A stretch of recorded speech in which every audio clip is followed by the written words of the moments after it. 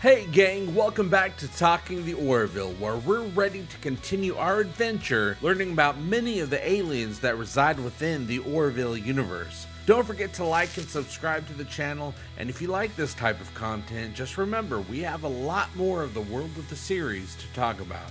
So let's go ahead and start part 2 with the Calivon, the galaxy's answer to that one smug friend who's convinced their Puloja doesn't stink. These highly advanced humanoids are not just the tech geniuses of the cosmos, they're also pretty picky about who qualifies as worthy of even basic respect. Spoiler, most humanoids tend to fall into the lower animal category in their eyes. Their technology is so far beyond Union standards that if you tried to comprehend it, you'd probably need an interstellar translator just to understand the word advanced. But it's not just their gadgets that set them apart, it's their quirky pastime of capturing other humanoids and keeping them in zoos, just for fun. Yes, you heard that right, forget the zoo with lions and tigers. These guys take it to a whole new level. Parading other humanoid species is a form of cosmic amusement. Here, let's put these creatures in a cage and see what happens, is basically the Calivon motto. Due to their rather unique way of enjoying life, Union law has clamped down on any contact with the Calivon, but don't worry, we're keeping a watchful eye on them from a very safe distance. After all, you never know when these tech-savvy, zoo-happy humanoids might decide to send out a new catalog of things they need to add to their collection. So grab some popcorn from the safety of your spaceship and beware the world of the Calivon, where superiority meets bizarre zoological quirks, and the rest of the galaxy just sits in awe and confusion.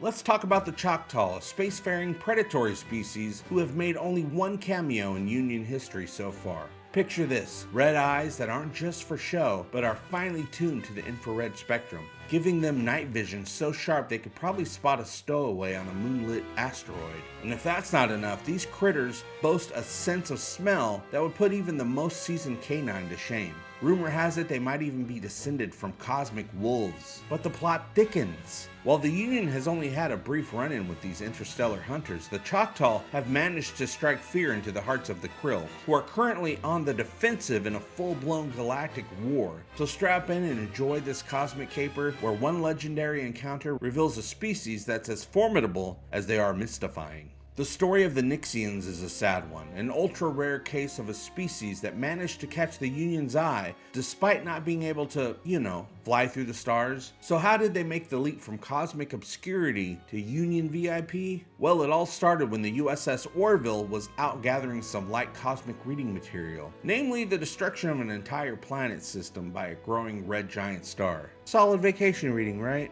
But check this out, while observing this celestial catastrophe, the Orville's crew detected an unusual radio signal coming from deep beneath the surface of a planet that was slowly being torn apart. Turns out the Nyxians, faced with the impending doom of their sun turning into an overzealous giant, dug themselves in like intergalactic mole people. And while their population dramatically shrunk to a handful of survivors, these resourceful folks managed to manually hammer out a signal asking for help. Fast forward to present day, where the Orville swooped in and evacuated the last 30 survivors of this soon-to-be extinct species. Now, these lucky Nyxians are being resettled on a more hospitable Union world, where they hopefully don't need to dig underground for safety, fingers crossed. Hopefully we'll someday have an update on the survival story of the Nyxians, a species that managed to make cosmic lemonade from an impending stellar disaster. Talk about a cosmic comeback. The Arachnids, a pseudo-species that seems to have been cooked up in the cosmic laboratory of what if. Picture this, a motley crew of former individuals from various species, all remixed by some rogue bacterial spores into a brand new, aggressively arachnid form. Think of it as nature's ultimate remix, where one day you're you and the next you're screeching and clicking your way into a completely different identity. Hailing from the vast, empty reaches of the Kalar expanse, the Arachnids made their mark not by attending interstellar art galas, but by commandeering their own spaceships and space stations. Biologically, these creatures are a sight to behold, pun intended. Bipedal with multiple eyes, moist skin, and those distinctive lateral jaws, the Arachnids have a built-in design designed for speed, preferably with a slight hunch and a tendency to sprint along walls. And if you think that's enough, wait until you hear about their reproductive methods. The Arachnids have a two-pronged approach to spreading their unique brand of family values. First, they release bacterial spores that, when inhaled, transform their unsuspecting victims, both body and mind, into new arachnids. Case in point, Admiral Paul Christie. One day he was Paul. The next, when Dr. Claire Finn called his name, he cheerfully replied, "Not Paul Moore." Talk about a makeover. The secondary method involves ejecting a potent greenish slime from their mouths, a process that turns any nearby sentient life into an arachnid super speed transformation. Just a heads up, those first 2 weeks after transformation, not exactly a time for a spa day, as their immune systems are on the fritz. The origin of these beings are shrouded in mystery, with legends pointing to the Kalar expanse in the Naklov sector as their birthplace, or at least the neighborhood they call home. Early Krill explorers weren't too fond of these demons, as chronicled in the Sacred Ancana, and promptly banned any further visits to what they ominously dubbed the Shadow Realm. Fast forward to 2422 when the USS Orville encountered these arachnid misfits. It was a close call. The crew nearly became permanent residents of the Arachnid Asylum until Dr. Claire Finn weighed the threat of an artificial virus like a cosmic get-out-of-jail-free card. So there you have it, the wild, wacky, and wonderfully unpredictable saga of the Arachnids, a species that reminds us that in the vastness of space, evolution sometimes really likes to play mad scientist.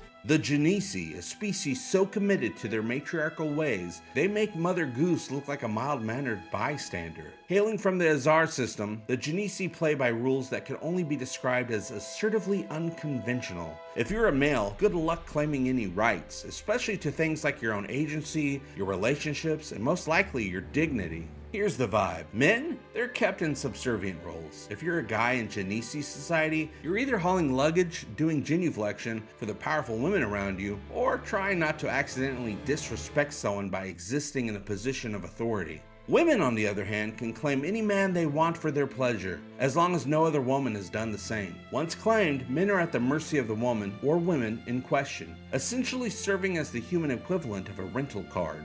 Marital monogamy? For men, that's a no-go. Women, well, they're strutting their stuff, having all the polyamorous fun they can handle. And as an added bonus, men only recently earned the right to read. Yes, in case you were wondering, it's still 100% a women-run show over in Janisi land. So buckle up as the Janisi, those unapologetically matriarchal rebels, help the Union navigate an intergalactic showdown by bringing their own unique brand of cultural dominance to the table. After all, diplomacy can sometimes be a little extra, and in this galaxy, strong women comes with a very specific "no men in power, please." The Kandarians, from the world of Kandar, a planet so busy orbiting around a small yellow dwarf star, it's practically juggling universes. Kandar follows a multiphasic orbit, spending a few hours in the Orville's universe and the rest in a mysterious home universe where its indigenous inhabitants, the Kandarians, call home. The Kandarians are the native humanoids of Kandar, and they're as human as you and me. If you ignore a few interstellar quirks, that is. Physically, they look a lot like humans, Sargans, and Nyxians. But here's the kicker. Due to the bizarre time warp of their home universe, where roughly 700 years pass for every 11 Union Standard days, the Kandarians evolved faster than a cosmic microwave oven. When the Orville's crew first discovered them in April or May of 2420, they were chilling at a Bronze Age level of development. Fast forward a month, and these clever folks had already outpaced the technological prowess of the entire planetary union. By 2422, the Kandarians had pulled off the ultimate life hack, immortality. Thanks to their mastery of genetic engineering, they've taken the reins of evolution, rendering death obsolete. But don't get too excited. Immortality came with a rather unexpected side effect. According to Denal, the Union's only current Kandarian representative, so to speak, living forever eventually gets old. If you can imagine a species so advanced that after a millennia of progress, they simply run out of things to do, their eternal lives become as dull as a lecture on quantum mechanics without coffee. And in a stroke of ingenious mischief, Denal hatched a plan: lure the crew of the USS Orville to the seemingly lifeless planet of Neuron 1 for a little experiment. Oh, and a delightful twist of cosmic irony, Denal also reminded Commander Kelly Grayson that the long-ago deification of her by the Kandarians as Kelly the Goddess had been thoroughly debunked by science, thanks to some very persuasive Kandarian scholars. Okay, that's it. That's all I wanted to talk about today, and I talked about it. And wow, that's a lot of universe hopping and mystery solving packed into 2 episodes, right? But don't worry, this is the Orville universe we're talking about, where there's always more to discover. Seriously, we haven't even scratched the surface. There's plenty more alien weirdness to explore in the 25th century. Thank you for watching, liking, and subscribing to Talking The Orville. Just a heads up, we all do better when we all do better together. Unless we're being chased by a bored Kandarian. Then you're on your own. I'll see you soon, so be sure to tune in next time to Talking The Orville. Love you, bye-bye.